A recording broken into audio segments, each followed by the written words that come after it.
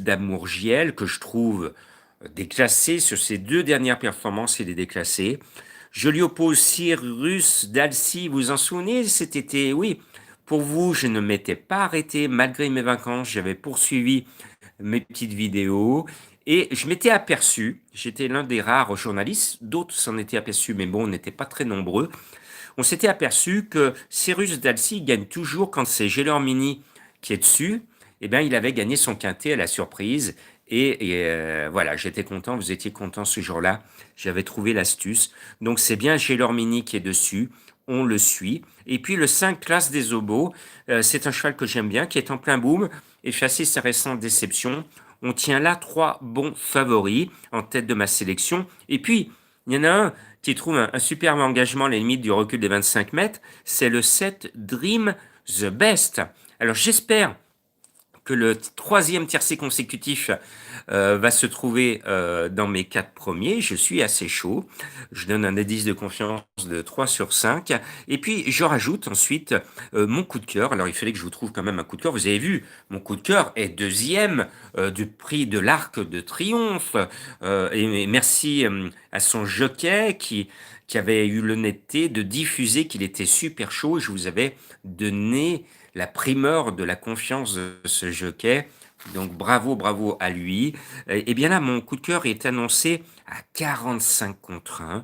C'est le de Bako Danica. Alors je vous le donne parce qu'il s'est mis en relief dans mes jumelles la dernière fois à Vincennes, à plus de 100 contre 1. Il n'avait pas couru depuis très longtemps, puis tout d'un coup, il a super bien couru. Il trotte sur un pied que les autres chèvres actuellement ne sont pas capables de faire. Donc je me dis qu'à la faveur de quelques progrès logiques sur cette grosse rentrée, il peut casser la baraque à beaucoup de joueurs, mais pas à vous, puisque je vous préviens. Alors bien sûr que je prends un risque parce que souvent, c'est comme nous quand on ne fait pas de sport, ça m'arrive des fois, et que je me remets au sport, le lendemain on a plein de courbatures.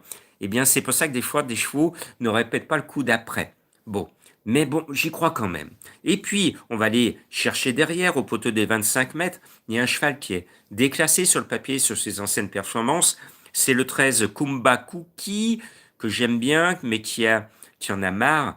Elle ne se livre plus avec bon cœur. Mais bon, c'est Poupou, comme Poulidor, notre célèbre cycliste français, qui est aux commandes.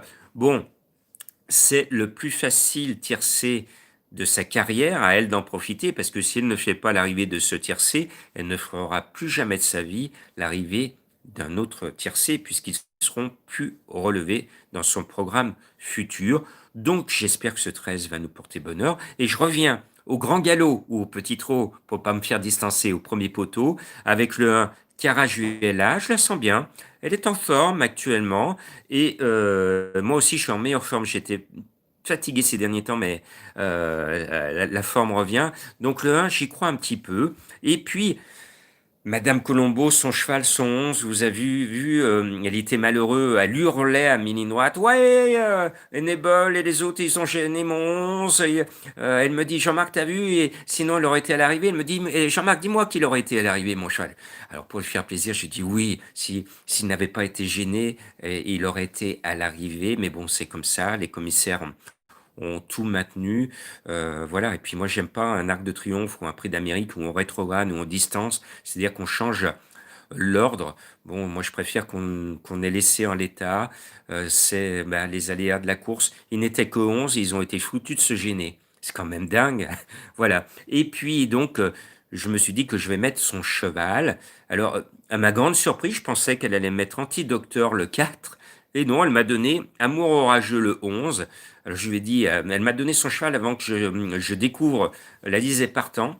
Et quand elle m'a dit Amour orageux, j'ai dit, oh là là, tu m'as sorti un cheval qui ne sait plus trotter. Et puis bon, voilà, je le mets quand même ce numéro 11 parce que l'entourage est finalement confiant. Apparemment, le cheval revient bien. Donc je vous mets le 11.